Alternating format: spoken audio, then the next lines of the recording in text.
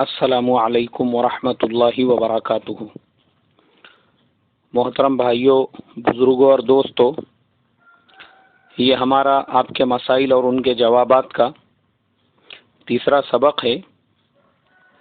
बहुत सारे भाइयों के सवालात पेंडिंग में हैं, तो जिन लोगों के नंबर है उस एतबार से मैं जवाबात दे रहा हूँ। इनमें पहला जो सवाल है, दिल्ली से हमारे आसिफ अली साहब ने दो सवालात किए हैं। पहला सवाल तो ये है कि मौलाना, मेरे पास में बहुत सारा गोल्ड और सिल्वर है, मैं उसकी ज़कात निकालना चाहता हूँ, लेकिन मैं जब उसका कैलकुलेशन करूँगा तो वो सेलिंग प्राइस के हिसाब से या बाइंग प्राइस से।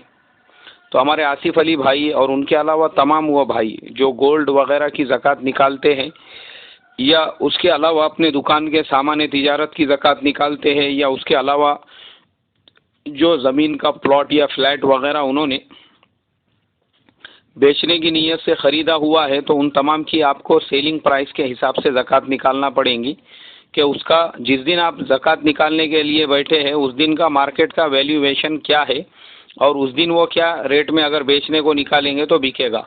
तो ये मसला तमाम चीज़ों पे आता है, चाहे गोल्ड हो, सिल्वर हो, सामान तिजारत हो या आपका इन्वेस्टमेंट हो।